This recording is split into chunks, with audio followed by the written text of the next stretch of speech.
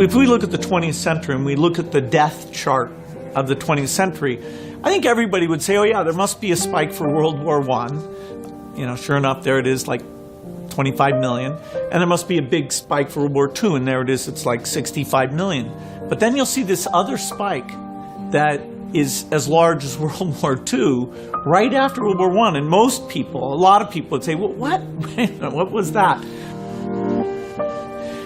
There's two kinds of flus. There's flus that spread between humans very effectively, and there's flus that kill lots of people. And those two properties have only been combined into a widespread flu once in history. Well, that is Spanish flu. We have no idea where it came from. And so if you get something like a flu, and you look at that map of how within days it's basically in all urban centers of the entire globe, that is very eye-opening. That didn't happen with Spanish flu in the past.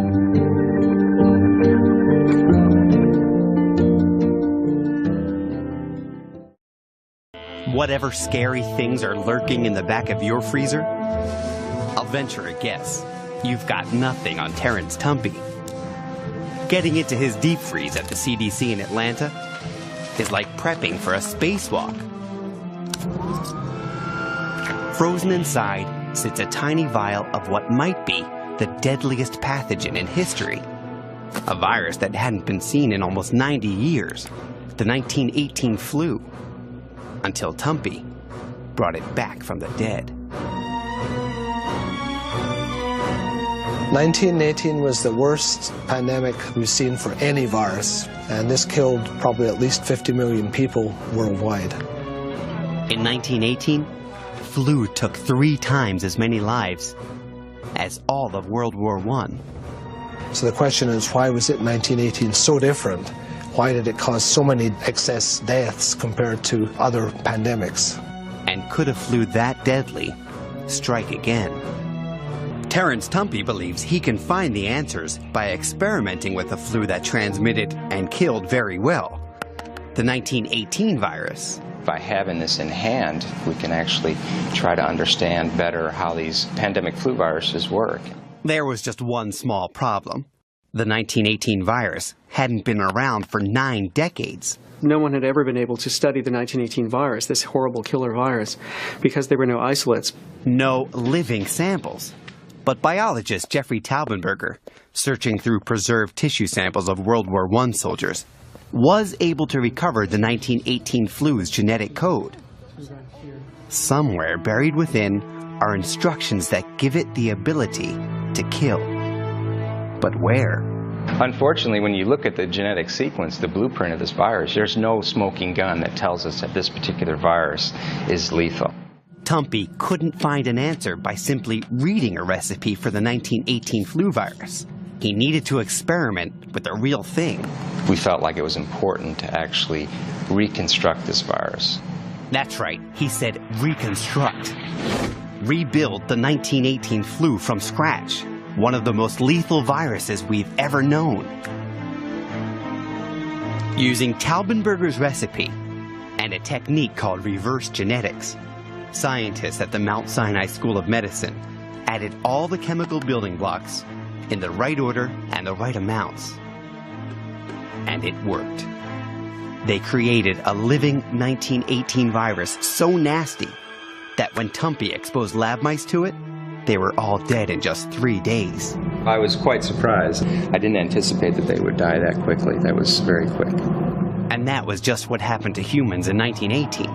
Unlike normal flu strains, which can only infect high in the respiratory tract, the 1918 virus attacked tissue deep in the lungs as well, and that's a vulnerable spot. The delicate areas of our lung tissues causing this extreme inflammation, resulting in death.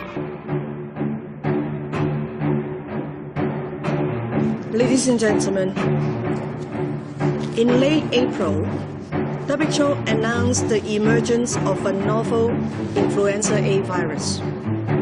This particular H1N1 strain has not circulated previously in humans. The virus is entirely new.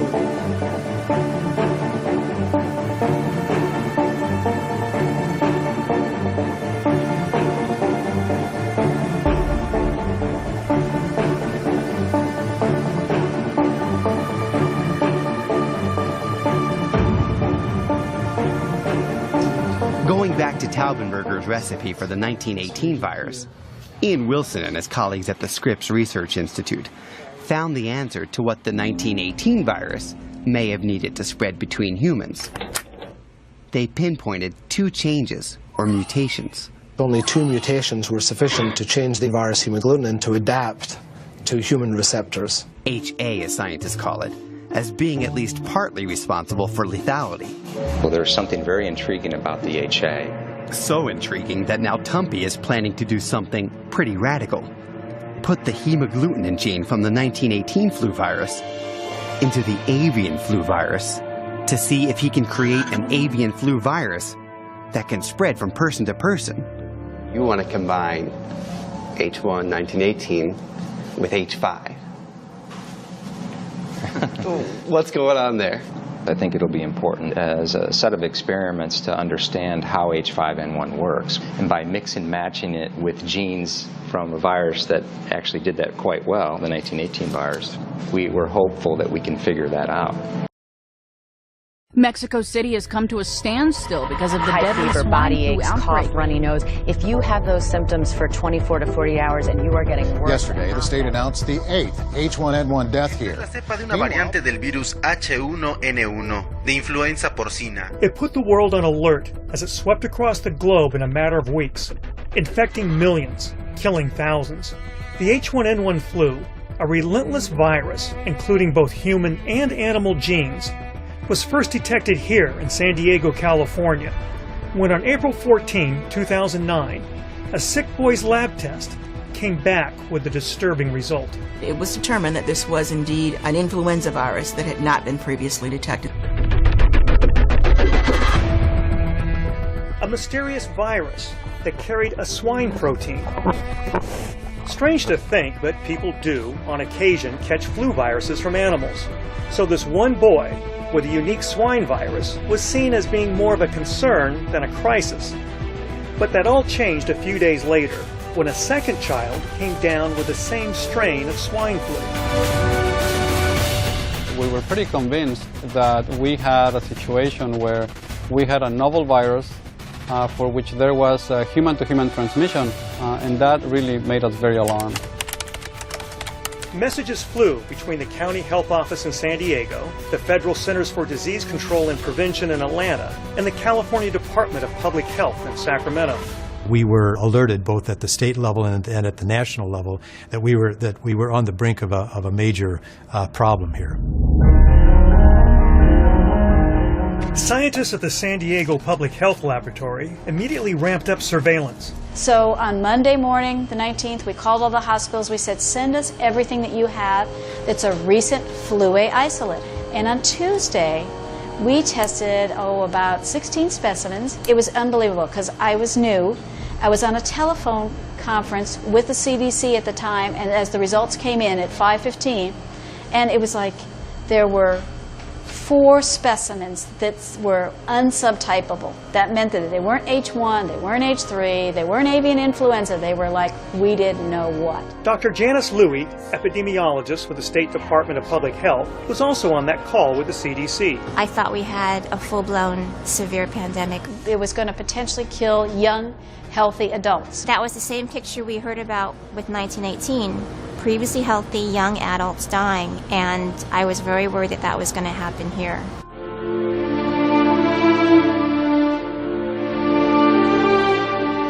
The 1918 pandemic hit at the close of World War I, possibly spread by returning troops.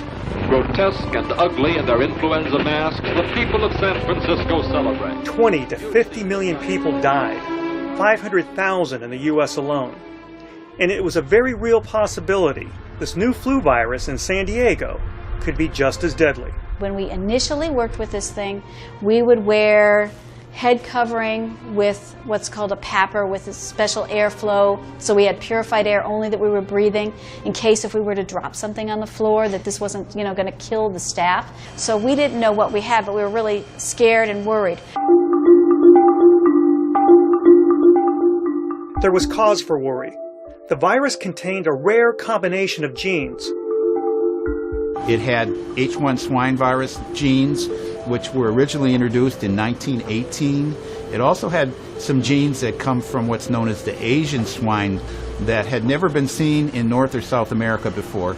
Then there's avian, that means that something was transferred from a bird to a swine.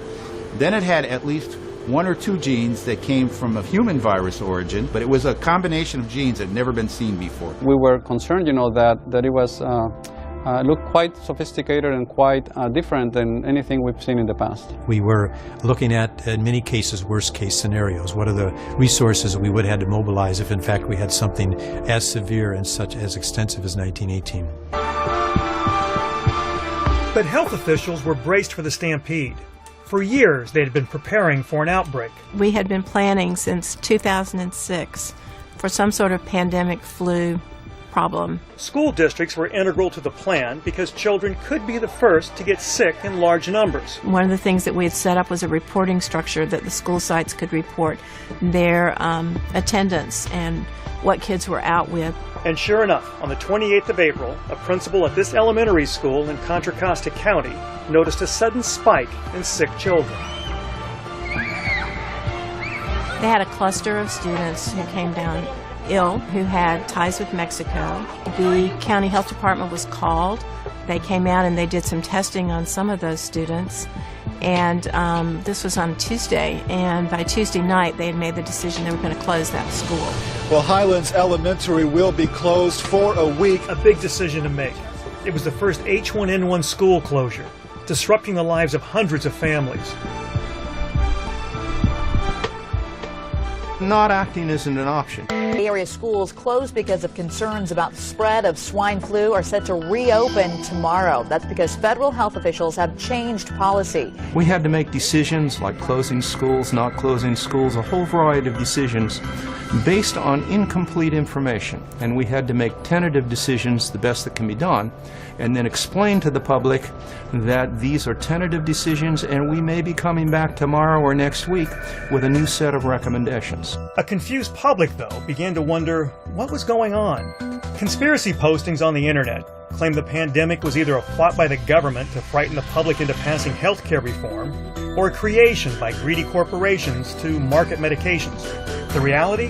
Health officials still didn't know what they had on their hands. In public health, we're based on science.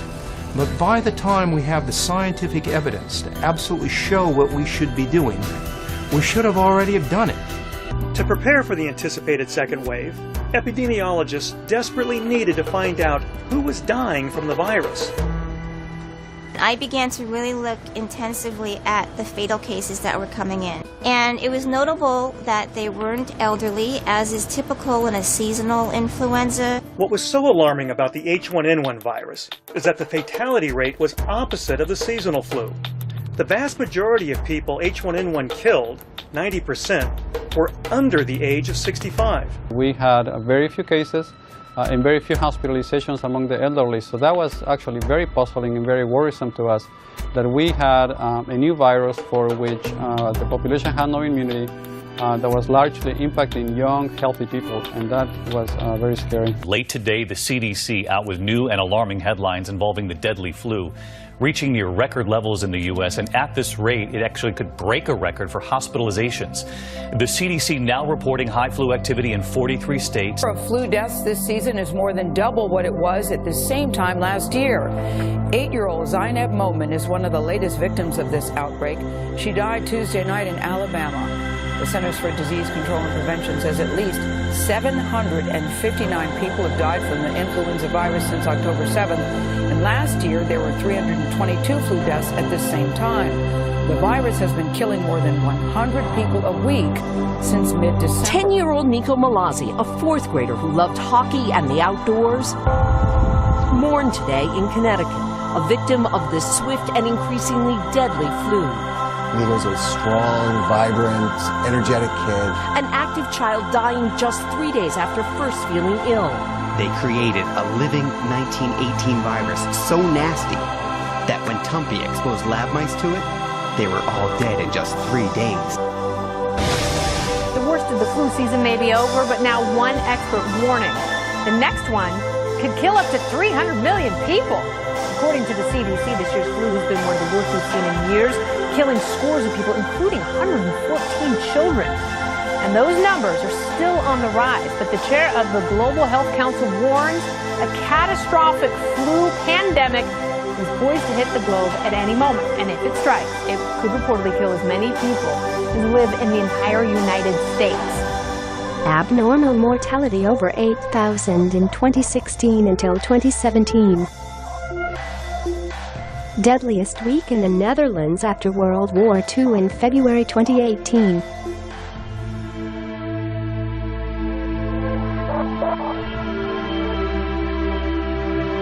Reconstruction of the entire 1918 virus was begun in August 2005. A specimen of the influenza virus that millions of people in the 1918 worldwide epidemic has been recovered from the frozen remains of a flu victim buried in Alaska.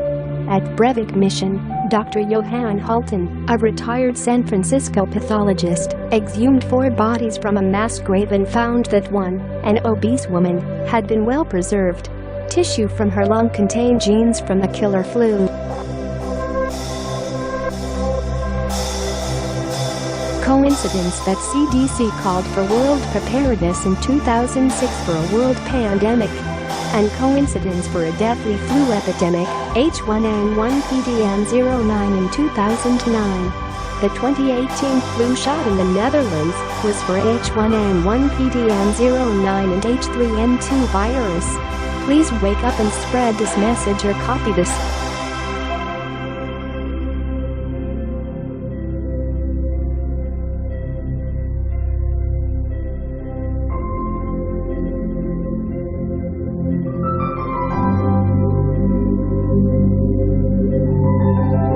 Dr. Leonard Horowitz, 48, a former university medical researcher. One of Dr. Horowitz's most long-standing claims is governments have conspired with major pharmaceutical companies to make large segments of the population sick through the spraying of certain chemicals into the air through the so-called chemtrail emissions of jet planes. People have been hacking and coughing with this bizarre illness that does not seem to follow any logical viral or bacterial onset and transition period. If it was a really bacterial or a viral infection, it would have caused a fever, but it didn't. It lasts for weeks, if not months. Sinus congestion, sinus drainage, cough, fatigue, general malaise. People have been feeling off. 50 years ago, secret biological warfare trials were carried out in the skies and on the streets of East Anglia without the public knowing. So alarming are our discoveries that tonight's programme is an Inside Out special. Were 3 deaths from cancer in this woman's family the result of spraying cadmium from military aircraft? In readiness for possible war, people living in vast areas of Bedfordshire, Norfolk and the East Coast became guinea pigs in covert defence experiments. Inside Out disentangles the facts from the deceit to reveal a disturbing chapter of secret history. Comprising cadmium was used to mimic how a biological germ cloud would spread if Soviet Russia released one during an attack on us. Rural Bedfordshire was sprayed from aircraft and, more shockingly, from a converted lorry. The city of Norwich was hit over a sustained period. The Ministry of Defence have consistently said there was no significant health risk as a result of the experiments. Although the future for airships was uncertain, the technology still had a use in weather monitoring. The balloon defence establishment emerged from the Second World War, fired up with all sorts of secret military work that could be disguised as meteorology. So clandestine were its operations that even employees were kept in the dark about what was going on. We worked in this hangar on the balloons, repairing, inflating, rigging them. The people that did the weather balloon, which was just around the corner here, they attached various instruments to it, but I mean, I don't know what they were. Good at that.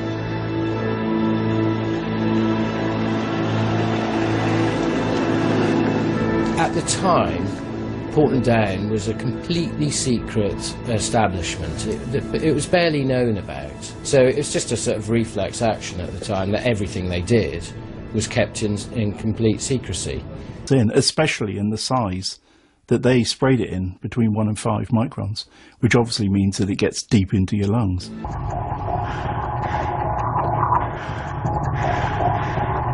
The main thing with the Cardington trials was the amount of experiments that were carried out per day. Sometimes, at the minimum, I think, was 4, and then the maximum was 6 on some days.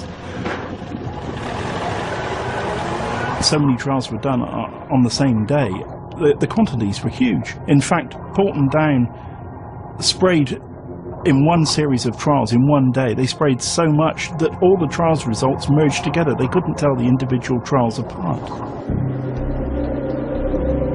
Scientists who were actually providing the source, they were completely protected against this substance. Yet, a few yards away from the van, there were people walking around totally unprotected. There were, it sounds dramatic, but there would have been newborn babies in prams, there would have been young children, there would have been old people, there would have been people with asthma. If you lived next to that route, you were really taking in quite a large dosage over a very small period of time. Spomer's article was based on medical research into cadmium poisoning done as early as the 1930s. It was known then that cadmium entering the human body in any dosage or concentration was harmful to health.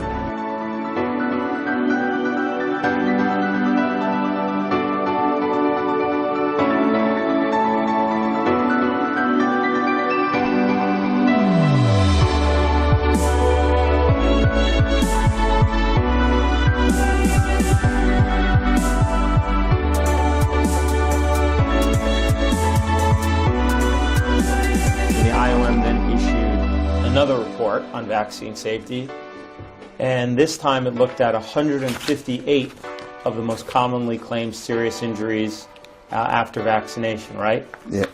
Yes.